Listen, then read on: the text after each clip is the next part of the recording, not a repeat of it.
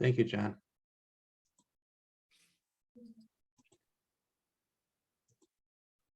Okay, folks, we got still people are coming in. I'm going to start with a prayer. So as last few folks are joining us, we'll first open with prayer. So the prayer comes from St. Francis Laudate Si book, which I'm sure most of you are familiar with, or a lot of you are. It's called A Prayer for Our Earth. Okay, let's pray. All-powerful God, you are present in the whole universe and in the smallest of your creatures. You embrace with your tenderness all that exists. Pour out upon us the power of your love, that we may protect life and beauty. Fill us with peace, that we may live as brothers and sisters, harming no one. O God of the poor, help us to rescue the abandoned and forgotten of this earth, so precious in your eyes. Bring healing to our lives, that we may protect the world and not prey upon it, that we may sow beauty and not pollution and destruction. Touch the hearts of those who look only for gain at the expense of the poor of the earth. Teach us to discover the worth of each thing, to be filled with awe and contemplation, to recognize that we are profoundly united with every creature. As we journey towards your infinite light, we thank you for being with us each day. Encourage us, we pray, in our struggle for justice, love, and peace. Amen. Amen. Okay, I'm going to let the last few folks in here. So this is awesome. This is so cool to see so many old friends and new friends here. We've got 46 of us have joined. We had 70 some register. So let me just check the time a second. I want to respect everybody's time and not waste anybody's time. So I'm just going to start with some housekeeping things. First of all, I'm Steve Mulder. I'm the where's Diane? I'm the Michigan Regional Organizer for the Climate Witness Project and also an officer of this new nonprofit that we're going to learn about tonight, Solar Faithful. So what we're here to do tonight is tell you a little bit about who Solar Faithful is, how we came to be, but mostly talk about the program that we're offering. So this is the first time we're doing this webinar. We expect to do it repeatedly on a regular basis. We think it's going to take about 40 minutes of presentation, and then we'll leave about 20 minutes of Q&A at the end. So because we don't really know how long everything is going to take, if you hold your questions to the end, or alternately just type them into the chat, that would be great. In fact, it'd be better if you typed them into the chat. And then Alan Drew, who's on the call also, will be kind of collecting those questions, and he'll share those at the end. And then there'll also be some open time at the end to actually get on and talk if you want. So when it comes close to 8 o'clock, if you've had enough, just feel free to drop off. You don't have to feel like you have to stay with us. On the other hand, if the questions are interesting and helpful and you want to stay with us, we'll keep on going. Just lost my light for a minute there. So do stay muted in case anybody has a barking dog or any of that kind of stuff.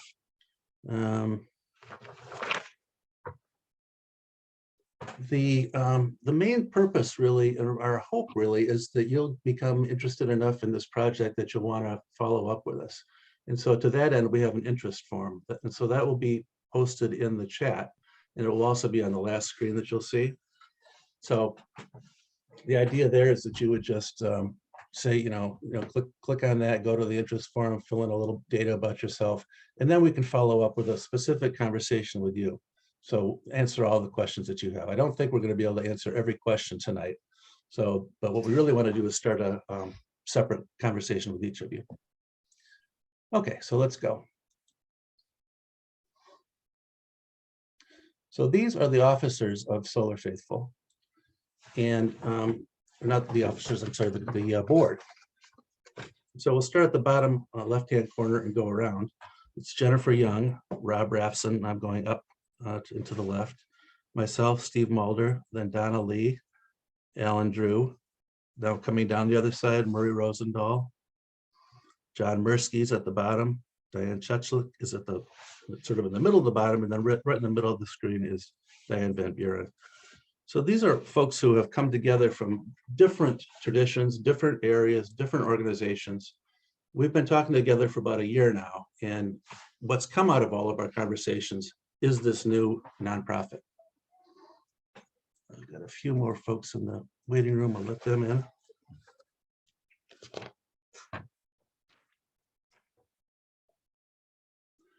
So most of us are located in Michigan. You can see that the Climate Witness Project, that's my organization, is in Grand Rapids. Charthouse Energy, that's Rob's organization, is in Muskegon. Michigan Interfaith Power and Light is in the east side of the state. Also, the original, the original Solar Faithful group is on the east side of the state. And then floating up here in Lake Huron is Sunwealth. Sunwealth really is not in Lake Huron, they're actually in Massachusetts.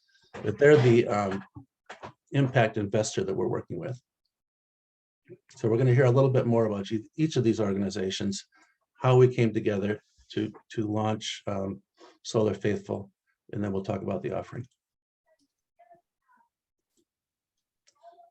So the Climate Witness Project is my project, is my organization, I should say. It is a project of the Christian Reformed Church in North America and World Renew. It's a joint project. The concept is that we engage with congregations working to mitigate the worst impacts of climate change. And so we're trying to help individual congregations as well as nonprofits to have an impact on the climate crisis in these 4 areas, which are worship, education, energy stewardship, and advocacy. So we're active in the United States and Canada. We have about 1,500 partners now from about 350 congregations representing 25 denominations. So it was a project that was started by the Christian Reformed Church in North America, but it was never started for the Christian Reformed Church in North America. And we welcome all other all other denominations. We also welcome any other faith groups that would like to join us. So that's the Climate Witness Project. And I'm going to pass it off to Jennifer. Thank you, Steve. I'm also joined by our executive director, Leah Wisty. So Leah, feel free to jump in. I'll just share that Interfaith Power and Light was founded as a religious response to global warming. We are part of a national network. There's over 40 state affiliates representing collectively over 18,000 people of faith and conscience. So what brings me to this work specifically is my dad. He took me to see Barry Commoner, an environmental activist who was famous in his day, and giving a talk at the University of Michigan campus in Ann Arbor at the celebration of the 20-year anniversary of Earth Day. And from there on, I said, I got to be involved in that. And then as my journey in Earth stewardship continued, I realized the intersectionality between that and environmental justice and taking care and caring for the most vulnerable. And that really is where Michigan Interfaith Power and Light is passionate and engaged in the Solar Faithful initiative. We see that increasing solar access among diverse groups, including Black, Indigenous, and people of color, those who have been historically excluded. We are honored to have been a resource to over 36 houses of worship across the state who have already taken the initiative and put up solar panels. However, we notice a real lack of diversity. There's only 1 or 2 that are non-Christian faith of those 30 plus congregations, and there are none in low income or communities of color. And so we want to change that narrative. We feel that this Solar Faithful program is a way that we can all help level the playing field by making solar accessible for all. Leah, is there anything you would like to add? No, that was great. Thank you. Okay.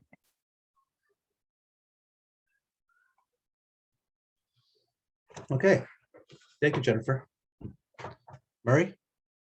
All right, the original Solar Faithful organization was a hodgepodge of volunteers who happened to apply for and get a small Department of Energy grant in 2017. I wasn't part of it then, but Jane Vogel was, and she led it, and we co-led it for a while, and I began to lead it. And we kept meeting, and eventually we came up with the idea of a Solar Faithful about a year ago as a way for churches to get power, solar power at no cost. And we'll talk a little bit about how that works later.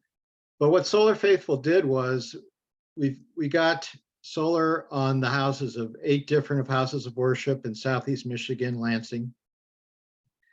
And we used an investor model. And the reason for that was you can't take advantage of the back then 30% tax credit. And right now, again, it's 30%. It went down for a while to 26. But now, what we did was, because we couldn't use that tax credit, we formed LLCs.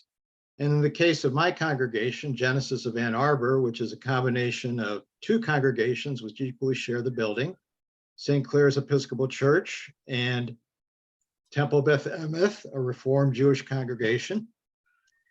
And Genesis is the overarching organization which controls the building and maintains a relationship between the congregations. And so what we did is we formed an investor group with 20 investors, and they were all congregants of one of the congregations, and they each invested $5,000 to $15,000.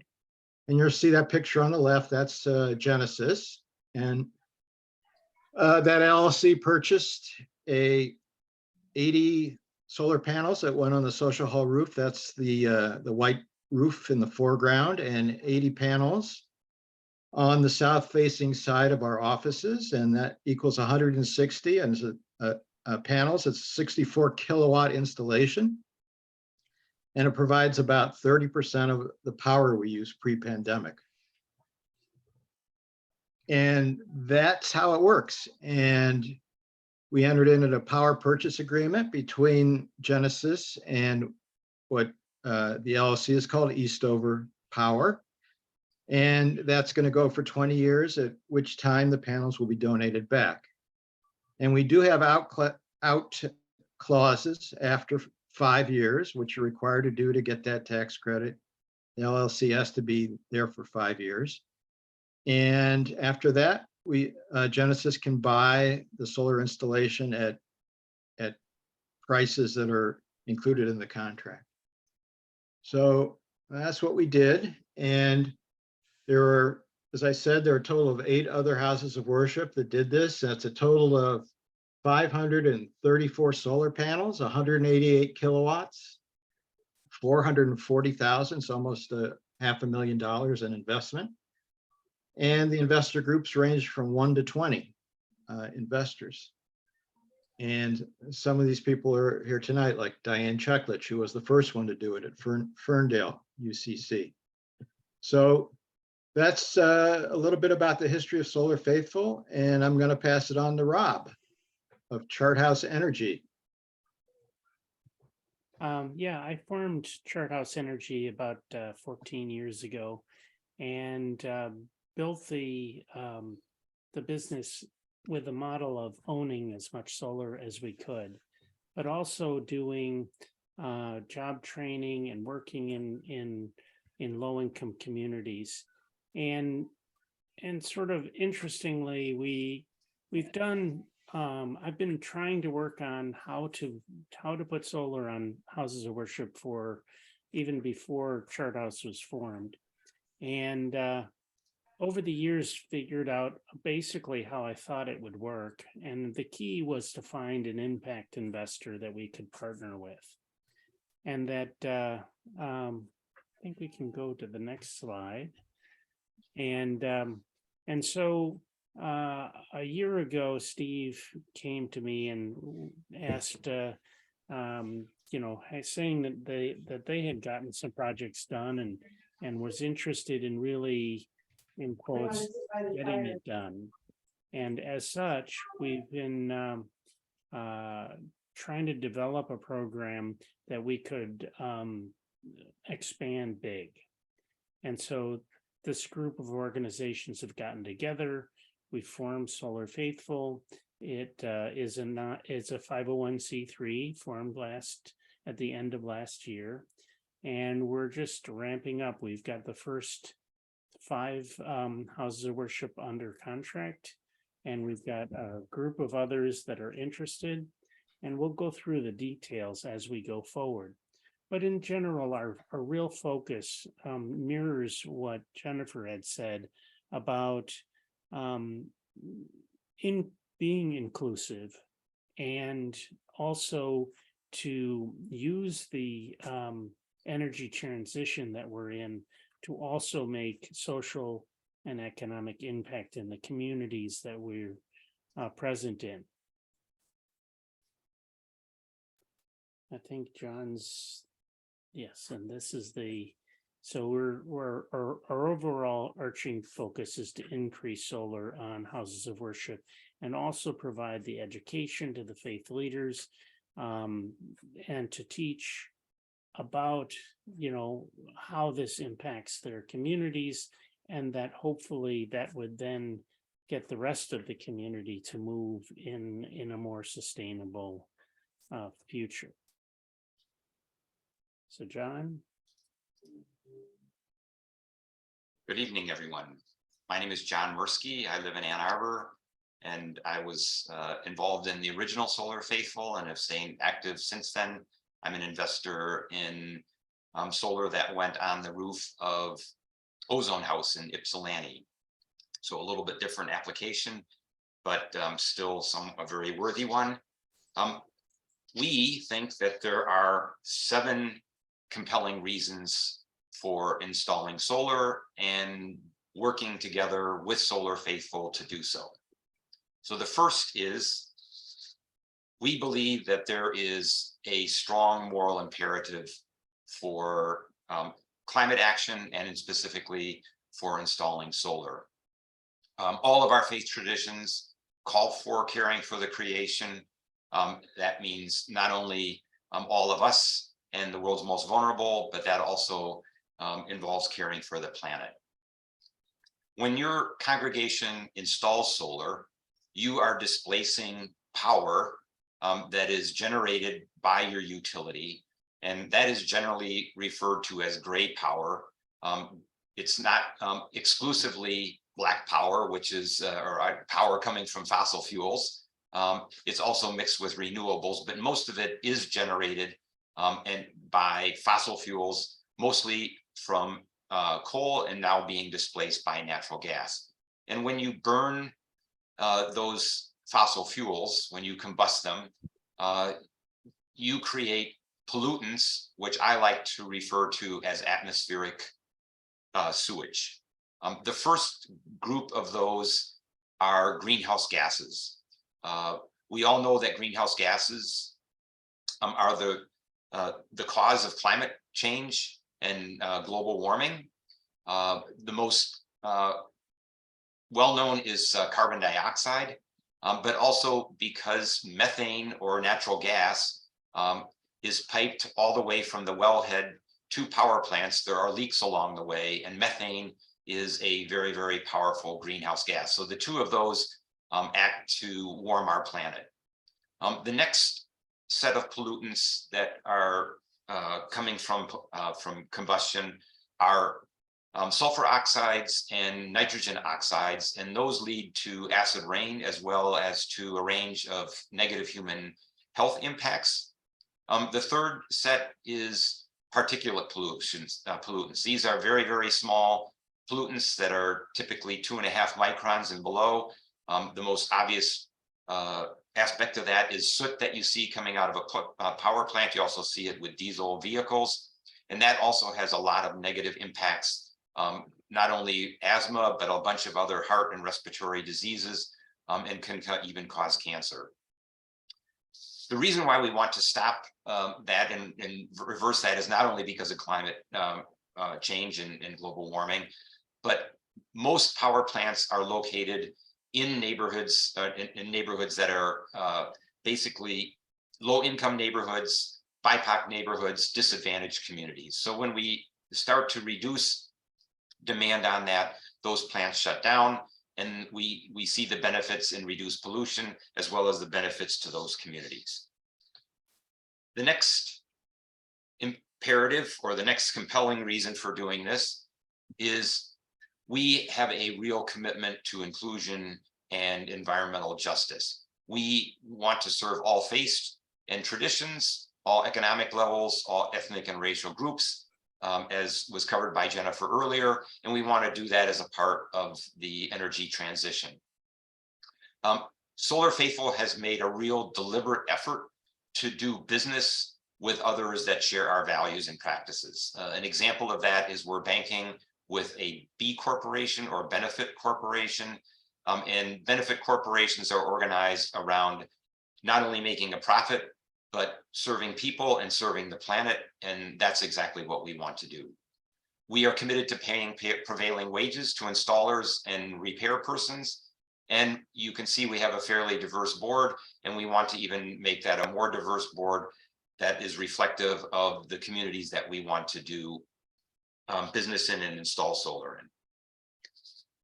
So the third is we know that our actions and the actions of others bear witness to what's important to us and what's important, we think, to all these causes that I've just been talking about.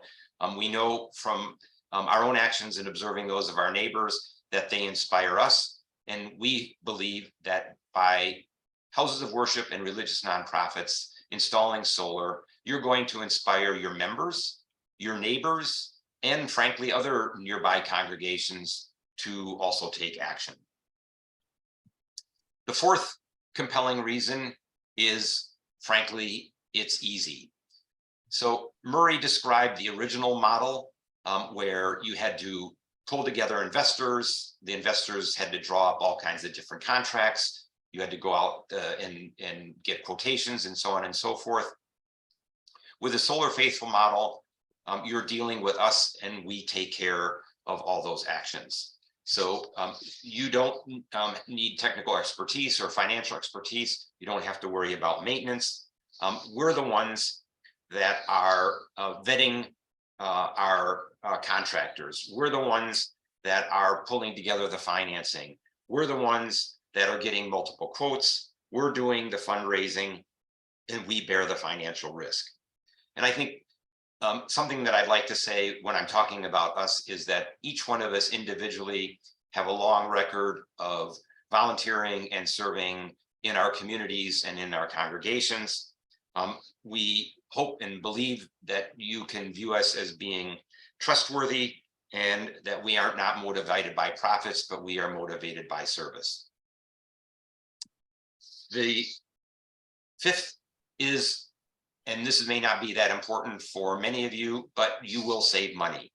And saving money is frankly not a bad thing. We are going to save you 10% off of your utility bills, and that 10% can be used then for fulfilling other aspects of your house of worship's mission. It's important that there is no money down. We're getting financing from our investor. You don't have to do any fundraising. And so all of the money aspects are just a whole lot more straightforward than they are with a typical solar installation. The sixth is career training. Rob talked about that already and what kind of business he's set up with Chart House. We're committed to doing career training. We want to serve underserved communities and have them participate in the just energy transition. And with that, they will be better able to provide for their families and provide for their communities. And then finally, the last reason is you don't need to be worried about your roof. So first of all, when we come out to your building, we're going to look at your roof and inspect it and make sure that nothing needs to be done. If something has to be done beforehand, we'll work with you and guide you through that process, as well as guide you to incentives that you could probably take advantage of to be able to do that if you combine it with installing solar. But the key thing is, even further down the road, the contracts that we have allow for panels to be removed and reinstalled one time at no cost to the house of worship or the religious nonprofit during the life of the contract. So these are really, we think are 7 really strong reasons for you to work for us and why we think it's important for you to join the Solar Faithful community. And I'm going to turn it over to Rob, and he could tell you a little bit more about other things to look forward to. And then we'll go from there. Go ahead, Rob. Yeah, so we wanted to, so as I said before,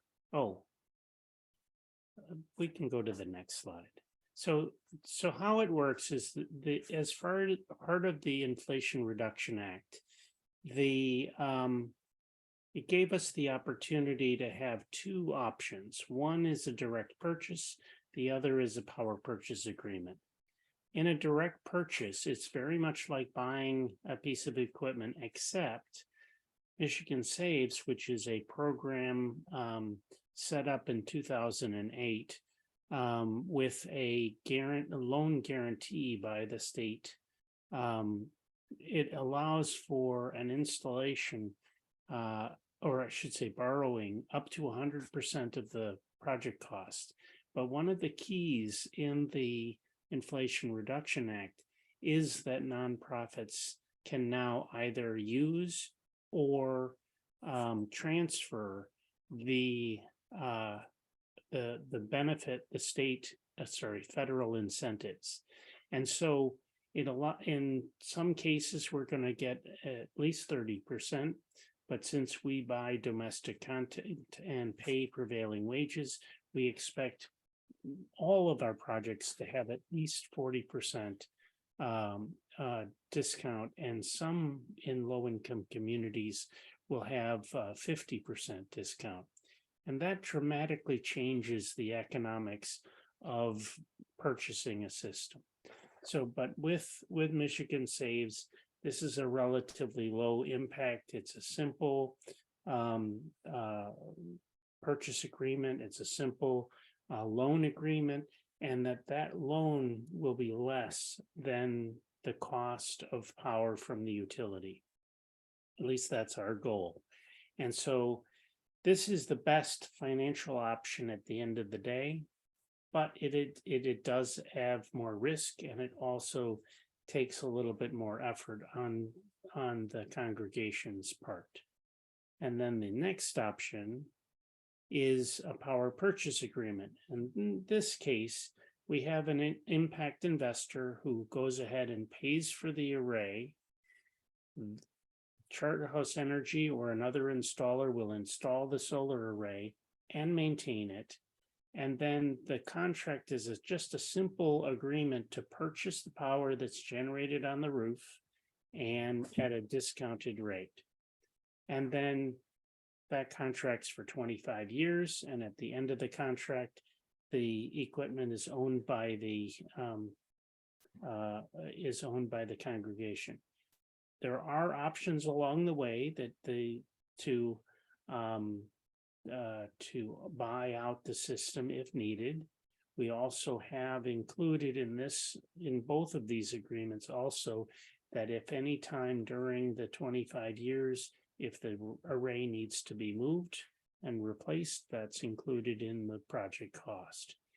And then at the very end, there's three options. You can either renew the contract and continue buying discounted power, or you can assume ownership, or you can just say, we're done, take the panels away, and we'll do that. So that's in a nutshell how the program works. Steve? Yeah, thanks, Rob. So I'm the kind of person that can't understand anything unless I can draw a picture of it. So I tried to draw a picture of this, mostly to help myself, but I'm going to share it with you too.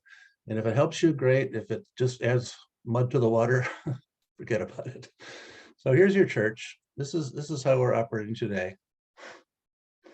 You're getting power from the utilities. Goes into your meter here, from the utility to the meter, into the congregation or into the nonprofit. You pay one bill to the utility. It's a pretty simple process.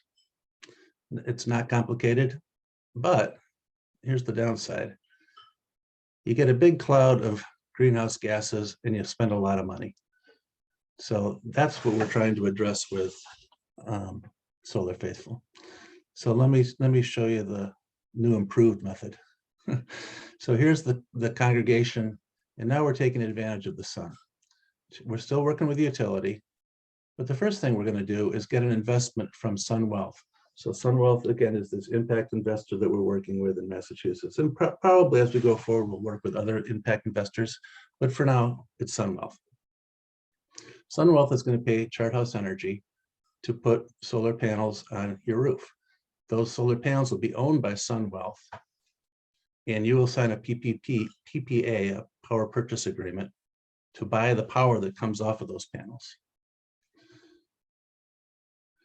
So about 75% of the power that you need, electrical power, will come from those panels.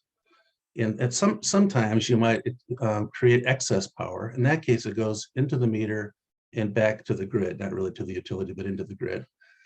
And then if there's a time when you need power and you're not producing power from the panels, you'll still be getting it from the utility.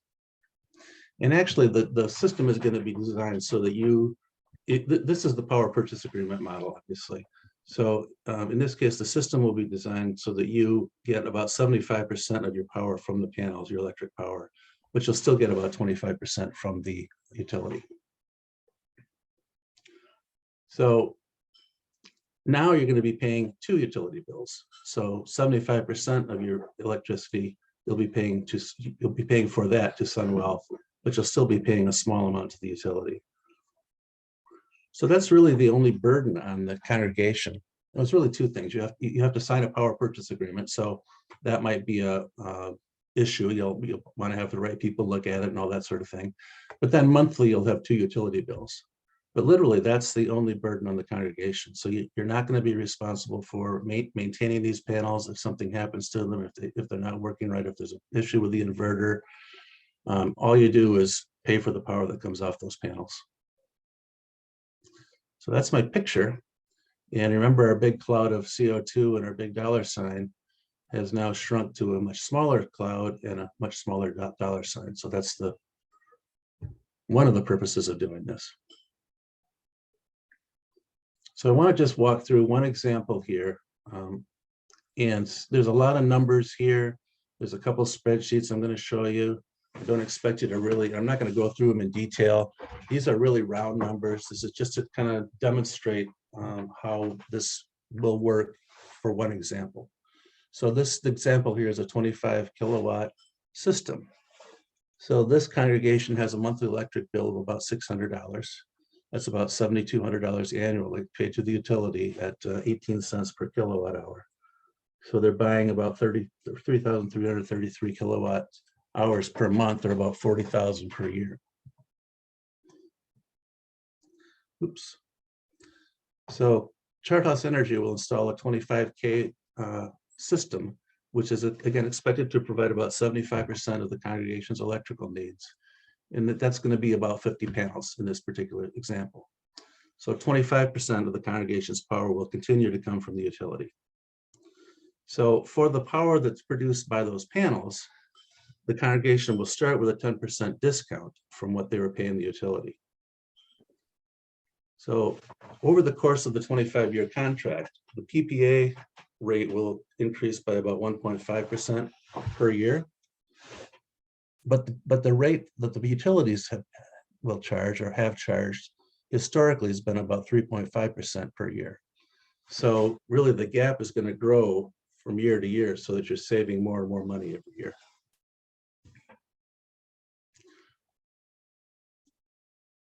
So this spreadsheet shows, here's the business as usual. And this congregation is paying $280,000 for power over the course of 25 years. This middle column shows the amount that they'll pay for the power that's produced by the panels, which is $146,000 over the course of the contract.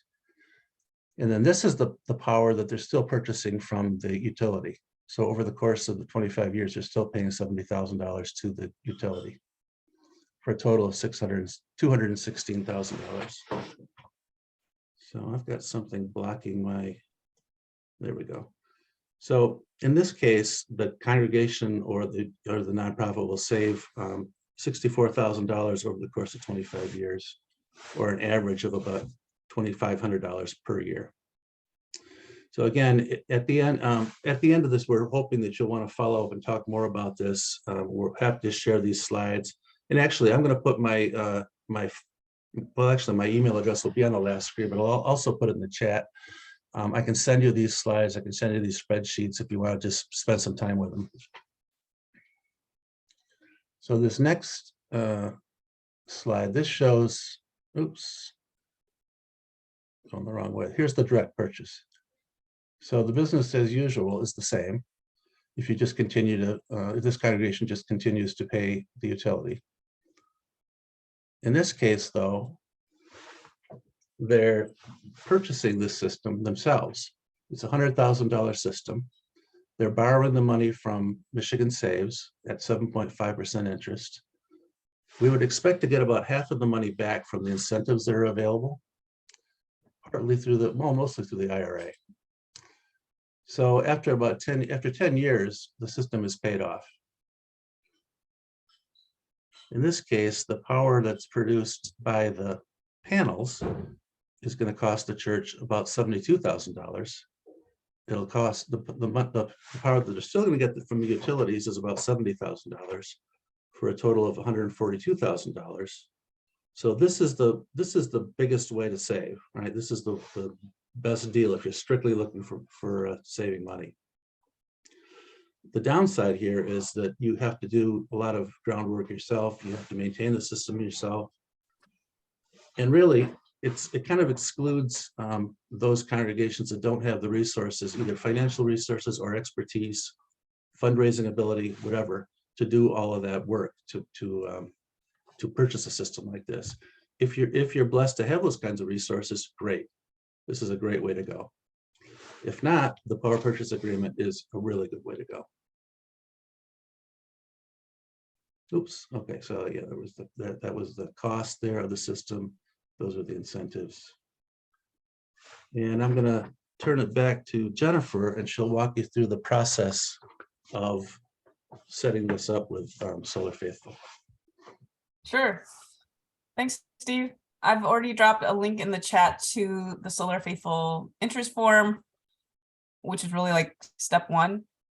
Once you fill out that form, it just kind of gives us some basic details about your house of worship. And then one of our team will follow up with you.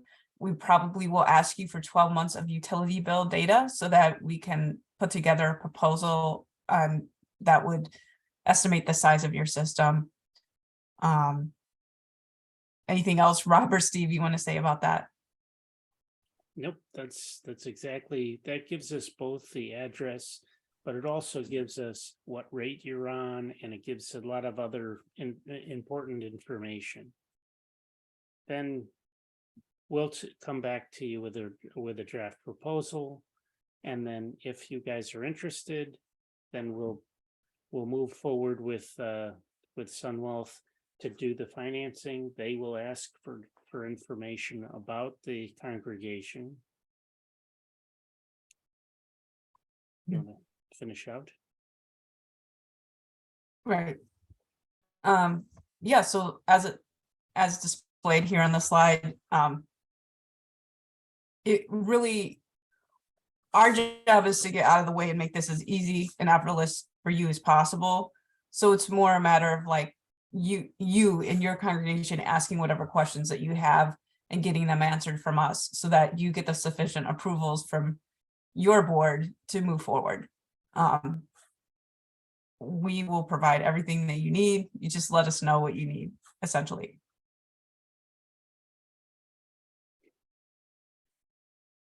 Okay.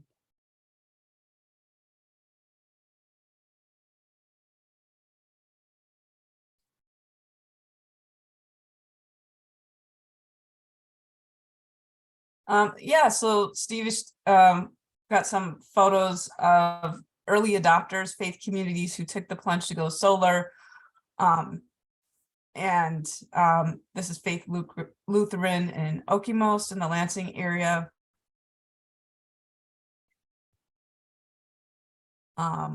First Lutheran in North Muskegon. Trinity AME in Lansing.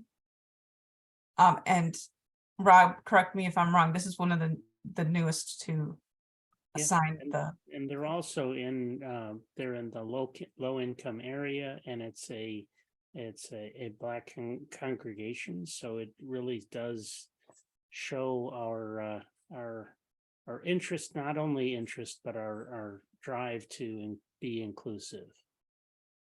right? And then, yeah, Ferry Memorial in Montague. We are so excited for your participation. I know some folks are actually joining us in this meeting. Oh, from Ferry? No, just I thought you mentioned from those who have signed up to participate. Okay, yeah, absolutely. And then there's one more. Yeah, and so Reverend Jerry Koenig was going to join us. He wasn't able to make the meeting tonight, but I did talk to him this afternoon. This is a church in Granville, and they are so excited about getting signed up. They went with the PPA arrangement. In fact, all these churches did, with the exception of Ferry Memorial. So for Ferry Memorial is doing a direct purchase, but these other 4 are doing the power purchase agreement. And Jerry was just telling me their council voted on it. I think it was unanimous, and they took it to the congregation. The congregation had no objections. They were excited and ready to go. So this one is in the pipeline. Permitting is all done. The materials have been ordered, and I guess, Rob, you're hoping to get going in the next few weeks, right? Weeks. The weather has been very favorable, and it's mostly a flat roof, so we can get it even in inclement weather. Yeah, great. Okay, then we'll ask Donna just to tell us a little bit about how we're seeing things. What's our vision for the future? Hey, thanks, Steve. I'm Donna Lee, and I'm the California Regional Coordinator for the Climate Witness Project and a member of the Solar Faithful Board of Directors. Today, 5 congregations are under contract in the state of Michigan only with Solar Faithful, but we're currently in conversation with well over 100 congregations and faith-based nonprofits. By the end of this year, 55 NGOs and congregations will be participating in this program. So that's exciting. In 10 years, we hope to scale nationally, starting in Pennsylvania and New Jersey, then California, and then continuing to expand. And ultimately, we project that thousands of organizations will participate nationally. That's including other IPLs, churches, communities, and regional organizations as we activate in the different states, with representation in all faith traditions, racial identities, and at all income levels. Along the way, we'll coordinate the release of educational materials and will help people access more opportunities to reduce carbon emissions and use energy in a most efficient way. So I see some of you have questions that haven't been answered yet in the chat, but we have a Q&A coming up. And here's Alan Drew. But first, we wanted no, that's okay. We got a hot new announcement from John Mursky.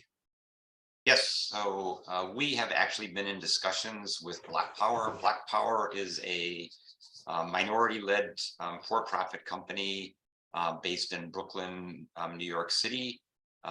They are working across the whole country, not in every state, but from coast to coast.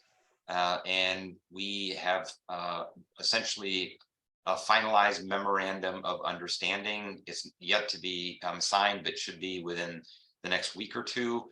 And what it will allow us to do, and together in partnership with Black Power, is to not only offer renewable energy with no money down and at a cost savings, but also allow houses of worship to implement energy efficiency measures, for example, to your envelope, insulating and sealing your envelope, but also to electrify those loads. A lot of appliances and systems in our houses of worship and religious nonprofits are also burning fossil fuels. So they have the same impacts as those power plants do. And with this, then you can really complete the energy transition by electrifying everything, doing so efficiently, and then powering it with renewable energy. So we're really excited about this. I think we're ready now to open things up for questions, right, Steve? Yeah. So, Alan, have there been any questions in the chat? There have been. Yeah, I'll just introduce myself and we'll get to those questions. So yeah, my name's Alan Drew. I'm the East Coast Regional Organizer for the Climate Witness Project, which is one of the partner organizations with Solar Faithful. I'm also on the board with Solar Faithful. Yeah, we're going to enter a time of Q&A right now. If we're looking at the clock, it's 7:47 right now. We officially end at 8.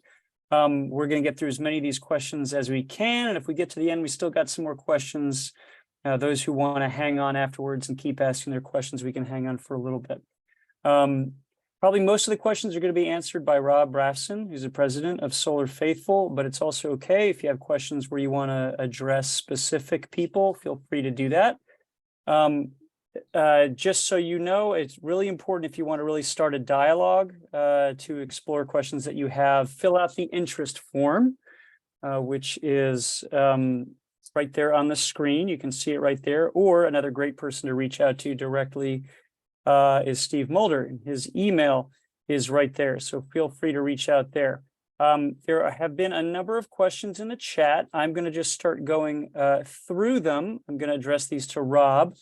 And then once I've gone through the ones that are in the chat, I'm going to open it up for people to just raise their hand. And once we get to that point, just put your hand up in the chat. And when I call on you, take yourself off mute and ask your question. That's how it'll roll. I'm going to start off by raising some of the questions that were put in the chat. So the first one is from Rob Hogg. And he asked, is this project limited to Michigan? Just a broader question. Is this going to be in other places? I think we can. As long as we've got a good installation partner in the area that the project is, the financing is not limited by location, other than it's in the contiguous United States, or I should say in all of the states in the United States. So I think that there's ways to work with it. We would have to also look into the interconnection requirements and how the billing would go in each utility jurisdiction.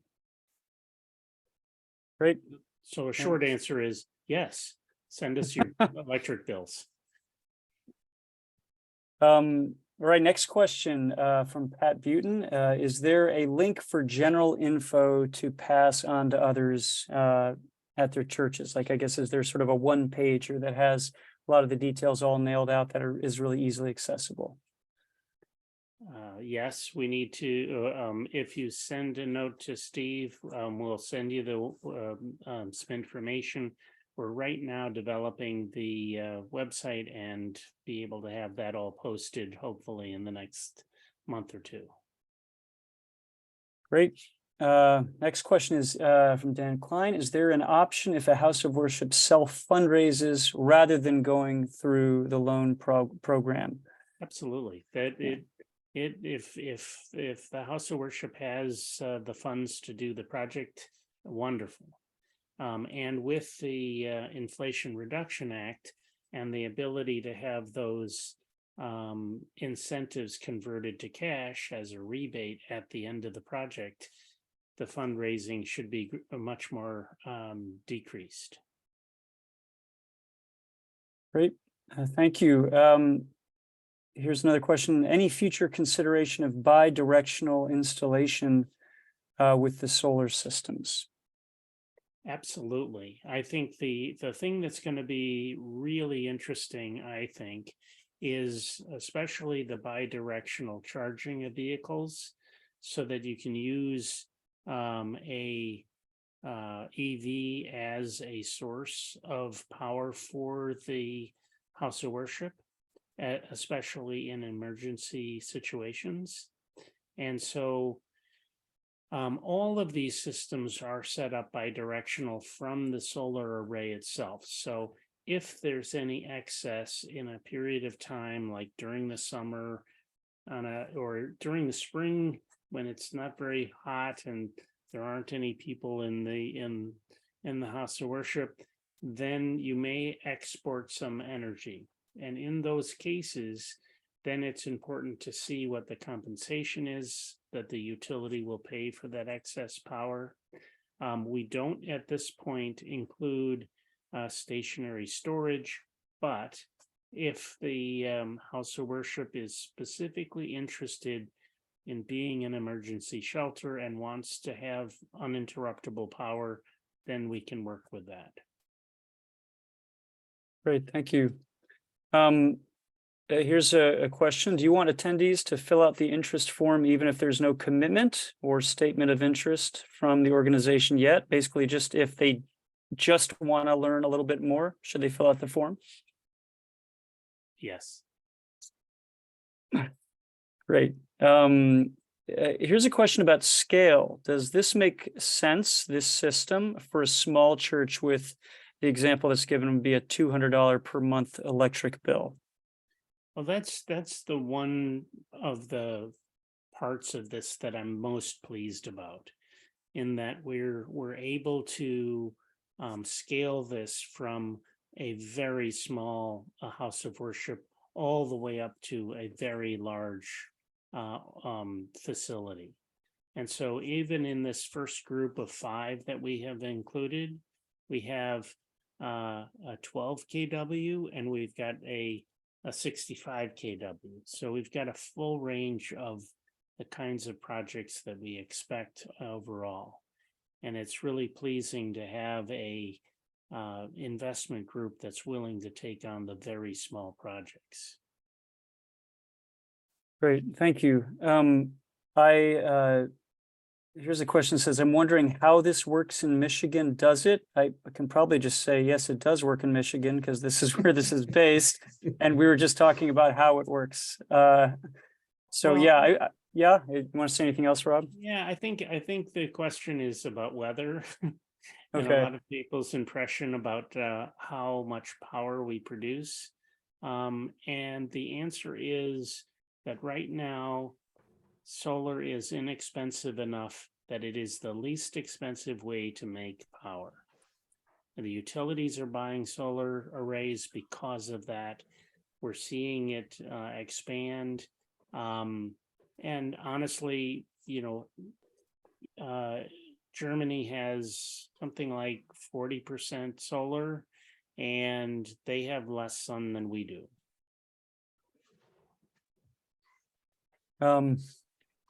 Here's the next question. Is there an option to include a battery system to store excess energy rather than to sell it back to the utility? Yes. And the economics are okay, but not great. We haven't included it because it doesn't provide the best return on investment. Because at this point, we're really trying to squeeze out the best, the most dollars for the house of worship that we can.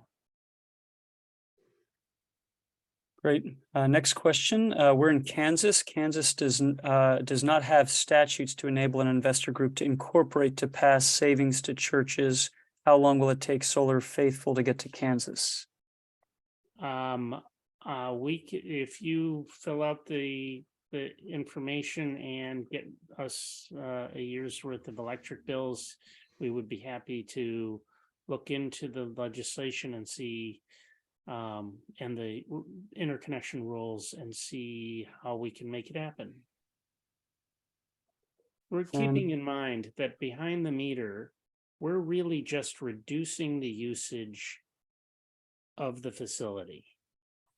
And so as such, it's very similar to changing an incandescent bulb to an LED. You're actually just reducing your usage. And that's part of the reason why we don't go to 100% of your annual usage. We're really focused on offsetting your usage and having as little sent to the grid as possible. Great. And then final question that we have, is this limited to existing church structures or places of worship? What about a community-based program under design phase? Oh, we would absolutely love to work with a house of worship or a faith-based nonprofit that wants to actually integrate it into the design of the facility. That's the best time to because then it looks exactly like it should, and it's part of the design of the building. That's absolutely the best time to do it.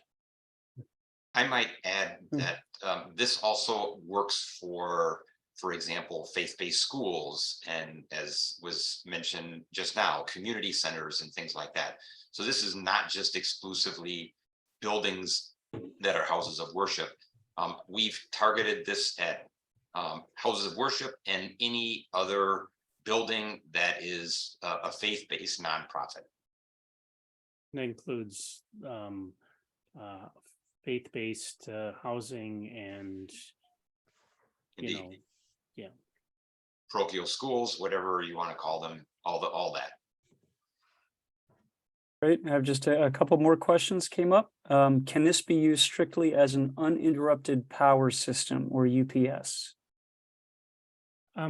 Sure. I mean, with stationary batteries, we have the opportunity to have the energy from the array and any excess go into the battery, and then in the evenings or when power is not being generated by the array, continue to flow into the building. And this is where I think the biggest opportunity to go with to think of this as an emergency shelter, where that stored energy then will continue to run the facility to keep it warm and lit and be able to bring people from the community in. And final question that we have in the chat is, after the initial installation of solar panels, who is responsible for maintenance and associated costs? Right. In the PPA option, the maintenance and the operation of the equipment is all on the part of the investor. And if it's a direct purchase, then that can be contracted for a fee for us to make sure that the system continues to operate for the life of the equipment.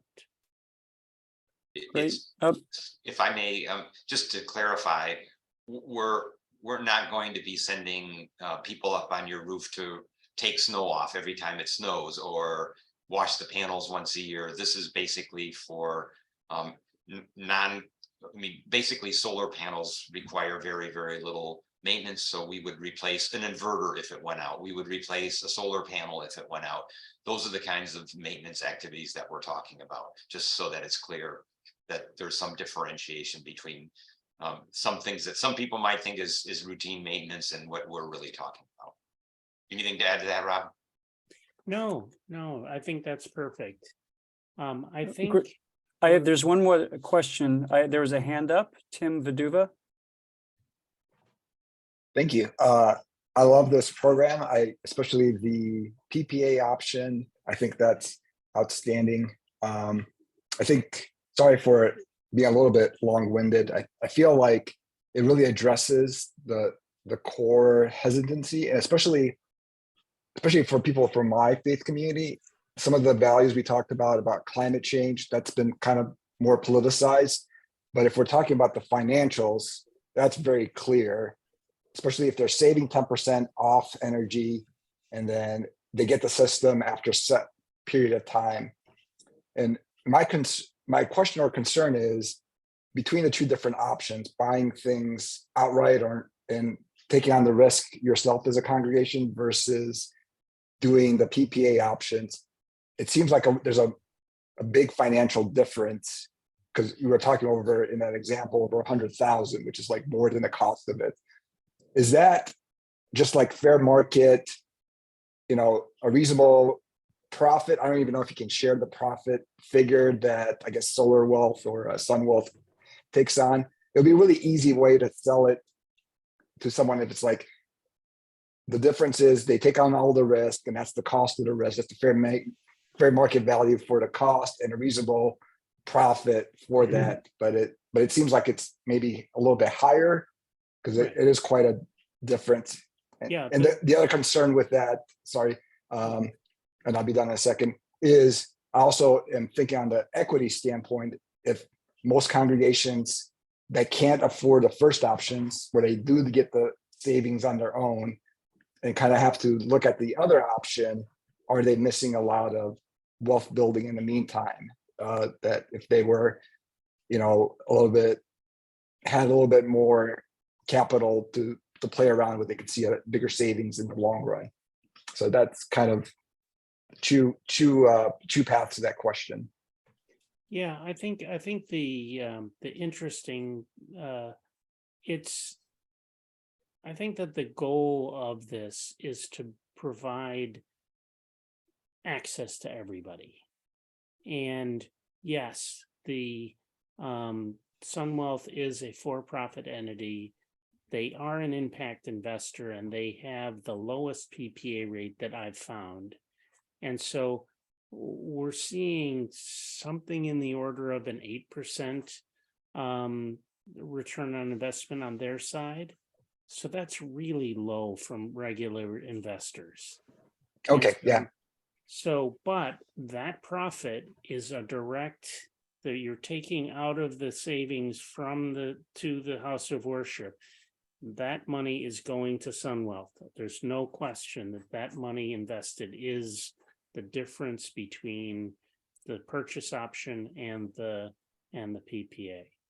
Okay, yeah, it's good to have a figure there because that sounds reasonable. If someone asks a question like that, they can say, okay, here's like the fair market value. That's a low profit margin for the one that's taking on the risk, and that makes sense. Thanks for All of that the other clarification. investors that we've been talking to were in the 10 to 12% range. So Otherwise, it seems great. If I may chime in one more time, and that is the SunWealth is making an annual return, and the PPA contract, and this is something we can model for you, allows the house of worship or the religious nonprofit to buy out the system if indeed you say, hey, we now have the means to do this, or we don't want to continue to pay essentially 8% per year to this for-profit financing company. So you have the option of stepping in at a point in time and saying, hey, we want to take this over ourselves and we want to have all the savings flow to us as opposed to the financing company. Oh yeah, that's a great point. Thanks for clarifying that. Wonderful. Let me just interject here. It's 8:04 and we want to be respectful of your time. So I just want to say people can feel free to leave and head off and enjoy the rest of your evening. I have one other question that I have right here from Dale Hull, so I'm going to ask it. We can stay on a little bit to answer some questions for a little bit longer, but we also wanted to give people the space and mark that we'd reached 8 o'clock and gone a little over. So Dale's question is, what brand panels and inverters are used? Yeah, well, we're focused on using US brands as much as possible. And right now we're using mostly Hanwha panels that are made in Georgia. We also sometimes have used Jinko panels that are made in Florida. And then we use Solar Edge inverters wherever we can. That's our primary supplier. We have also made and used Fronius out of Indiana. And so that's our core. And we also like to use Iron Ridge racking, which is, I think they're made in North Carolina. I'm not positive about that. We have another question. Can we get copies of the presentation slides? Yes. Yeah, probably the simplest thing is just to email me if you want any of this. And if it goes to somebody else, I'll make sure it gets to the right person. But I'll get it back. I will email you whatever you need. Well, thank And we you. could provide the recording too, right? Right, Yeah. Stephen? Yeah. Yep. Well, thank you, everybody, for coming out. It's, I'm really appreciate your time and interest and thoughtful questions. And we would very much appreciate if you share it with your networks, share it with your family members, with your acquaintances, with other houses of worship in your community. So the more the merrier, as they say. Yeah, and again, we will be doing this presentation again. I'm thinking we'll probably end up doing this on a regular basis, but for special groups, if there's a certain denomination that wants to hear about this, we'll be happy to do it for groups like that. Also, if you would be so kind as to provide me with any feedback on the presentation or any other questions that you have, that'd be great. So I'll echo Rob and thank you so much for being on the call tonight. We were just so pleased to have so many people here and so many familiar faces and so many new faces. Thank you and good night.